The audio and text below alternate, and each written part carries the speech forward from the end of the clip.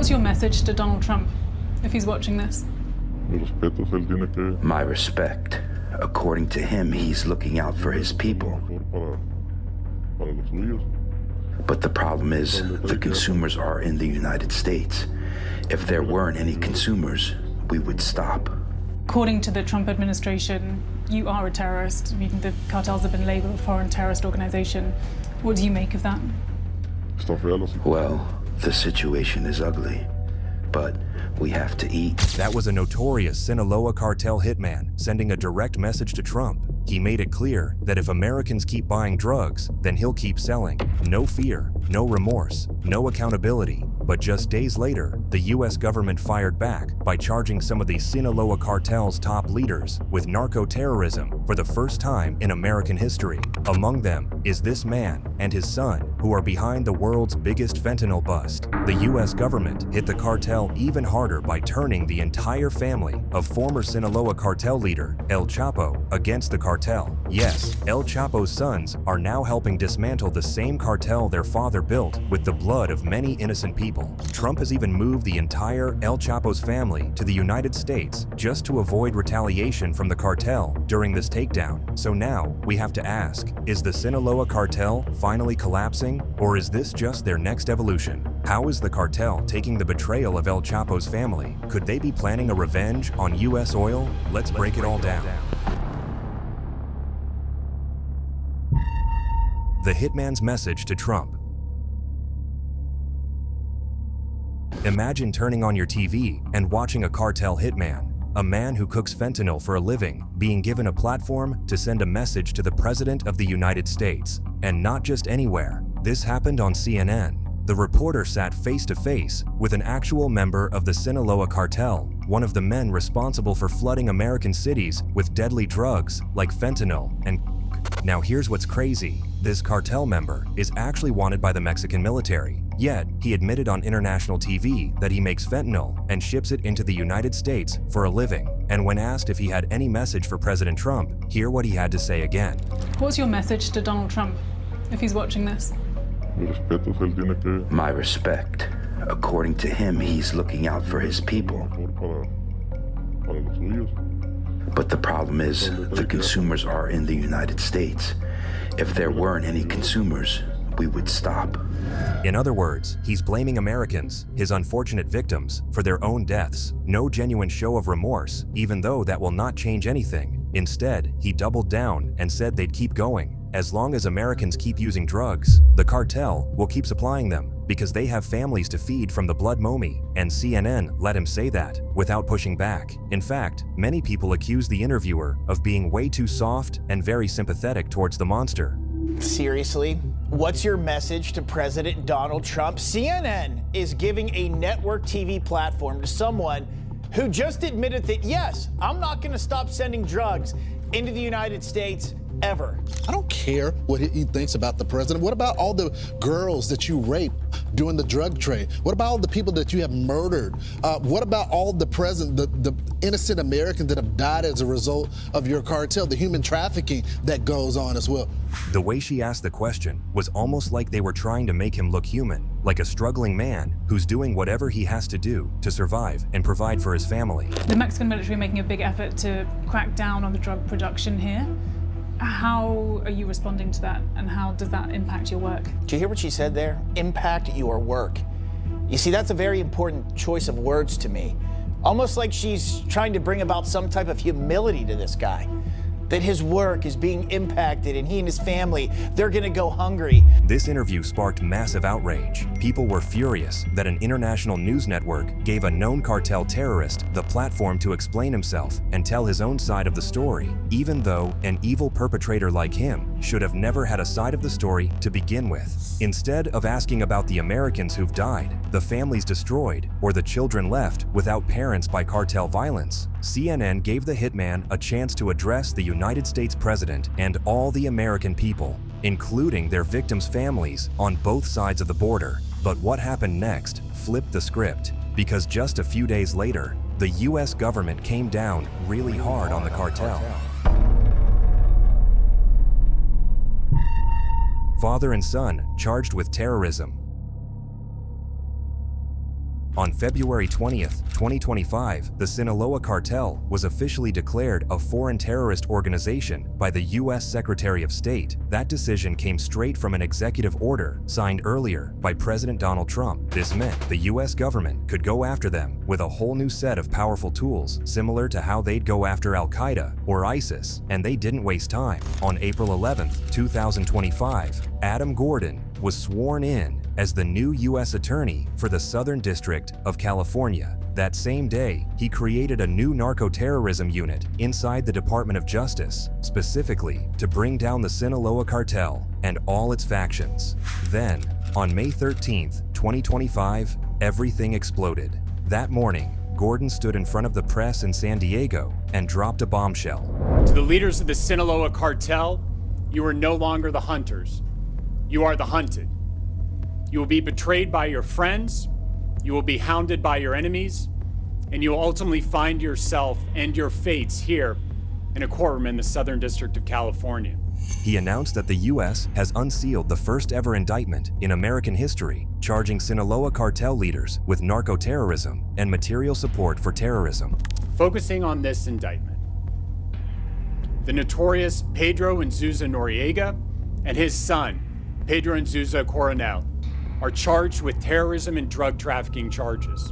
At the center of this indictment are two infamous names, Pedro Inzunza Noriega, also known as El de la Silla or Sagittario, and his son, Pedro Inzunza Coronel, known as Pichon or Bird. Together, the father and son were accused of running one of the most powerful and violent fentanyl trafficking networks in the world. They are top-level leaders of the Beltran Leyva organization, or BLO, a violent and deadly faction of the Sinaloa Cartel. We'll get into the details of their operations later, but their current indictment listed a long chain of criminal charges, including narco-terrorism, providing material support to terrorism, international conspiracy to distribute controlled substances, running a continuing criminal enterprise, and money laundering across multiple countries. They are facing life in prison if convicted. But the question is, why now? Why did the government decide to bring terrorism charges against cartel members, something that had never been done before? According to the U.S. Attorney Gordon, this is part of a new national plan called Operation Take Back America, and the idea is very simple. Treat the cartels like terrorists, hit them with the full force of the law, and cripple their operations from the top down. It is the acknowledgement through Operation Take Back America that narco-terrorists operate as a cancer within a state. They metastasize violence, corruption, and fear, and if left unchecked, their growth would lead to the death of law and order.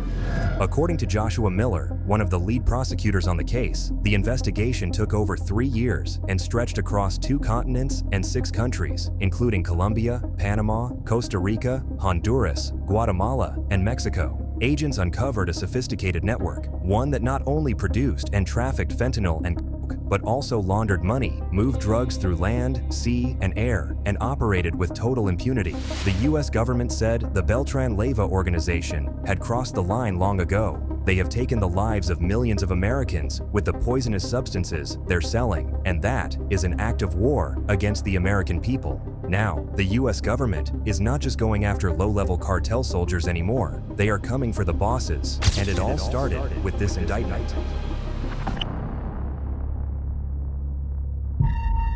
Inside the BLO criminal empire.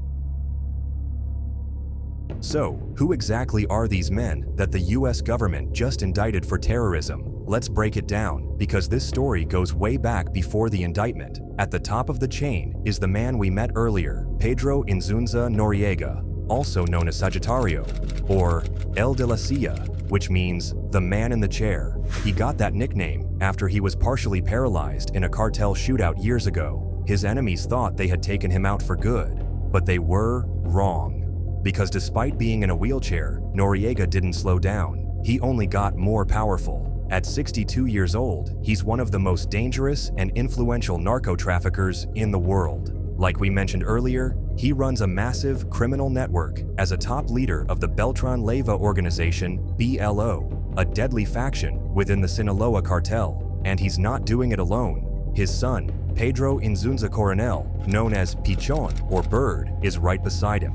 The DOJ says he's the next in line to lead the BLO and already manages the fentanyl trafficking routes from Los Mochis, Sinaloa, into the United States. Together, father and son control what the U.S. calls one of the largest and most sophisticated fentanyl production networks on the planet. They operate in Mexico, Colombia, Costa Rica, Guatemala, Panama, and deep into the United States, where their poisonous substances are distributed across the country. The scale of their operation is almost unbelievable. On December 3, 2024, Mexican Navy forces raided multiple stash sites in Sinaloa, and the amount of drugs they seized by the end of that operation became what officials say is the largest fentanyl seizure in history.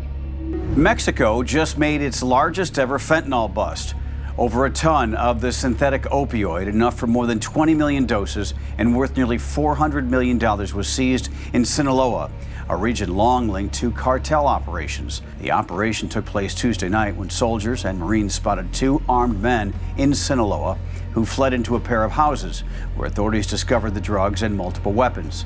The two suspects were arrested at the scene. But what's even more disturbing is how organized and branded their operation is. Authorities found that BLO traffickers are putting unique logos on their drug packages, just like commercial products. Some of the fentanyl bundles had Tesla, Louis Vuitton, or The Incredibles stamped on them. Why, you may ask? Well, it's simply because those logos let them track their shipments, mark territory, and signal quality to buyers and their low-level smugglers. It's like product labeling, but for deadly drugs. And then there's the money, because that's the single motivation behind all the evil things these criminals do. Their money laundering network stretches across multiple countries. According to prosecutors, they move drug proceeds through fake identities, cash-based businesses, and wire transfers. Even small neighborhoods in the U.S. have been used. In one case, BLO traffickers used grocery stores in Louisville, Kentucky to launder dirty cash. They created fake transactions with fake names, funneled millions through the stores, and sent the money straight back to Mexico. This is how deep the cartel has embedded itself. They have built entire financial ecosystems to clean the profits. The DOJ also named several high-ranking BLO members who helped the Noriegas keep their empire running. Javier Drilo Vasquez Sanchez runs the fentanyl labs in Sinaloa. Daniel Chopper Bojorquez coordinates drug shipments into the U.S. Oscar Rene Rubio Menendez oversees cocaine trafficking and finances in Guatemala. Elias Alberto Quiros Benavides launders money for the cartel in Costa Rica. Every one of these men is now facing federal charges in the United States. They're all part of a terrorist structure, a command chain that uses violence, corruption, and fear to keep control over their supply routes, labs, and territories. Back in Mexico, the Beltran Leyva faction is feared for how brutal they are. Since its inception, the Beltran Leyva organization has been considered one of the most violent drug trafficking operations in Mexico, engaging in shootouts, murders, kidnapping, torture, and violent collection of drug debts to sustain its operation. And for years, they've operated under the radar, getting richer while Americans die from their products. But now, with the US targeting them as the terrorists they really are, the window is closing in on them. And not just that, the US is now also using El Chapo's family against the entire Sinaloa cartel. El Chapo's family turns on the cartel.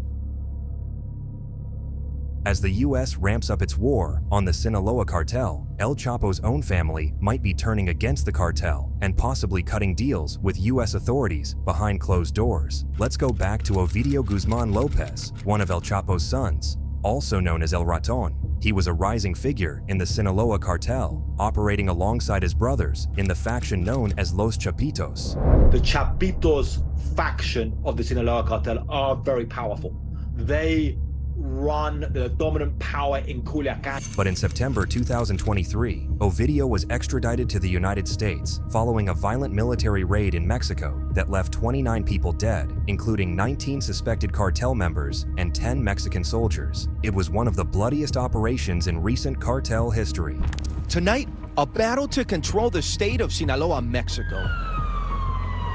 with burning buses in the streets and travel restrictions in place after the son of El Chapo, Ovidio Guzman, was arrested by the Mexican military in what they say was a joint operation. This morning, a video circulating on social media showed passengers on a plane at the Culiacan airport ducking for cover, children scared after the sound of gunshots erupted.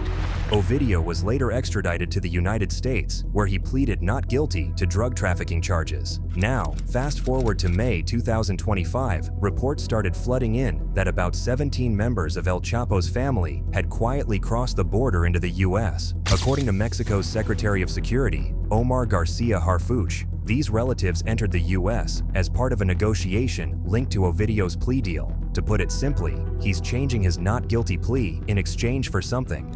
The 17 relatives of Joaquin El Chapo Guzman coming across the border with jam-packed roller bags, some filled with thousands in U.S. currency, according to U.S. authorities. Family members converging last Friday here at the border crossing from Tijuana to San Ysidro in Southern California. This woman among the group, Guadalupe Lopez Perez, one of Chapo's ex-wives, and the mother of Chapo's sons, Ovidio Guzman and Joaquin Guzman Lopez, both of Chapo's sons being held here in Chicago on major drug trafficking charges.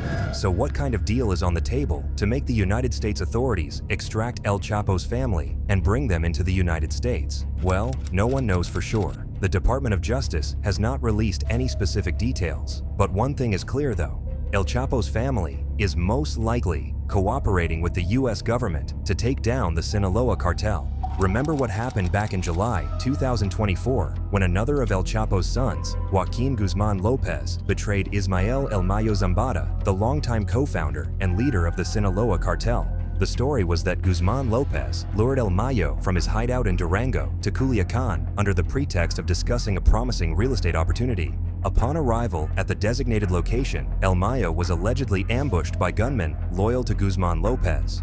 4 of El Mayo's bodyguards were overpowered and are still missing, while 1 bodyguard and an assistant escaped.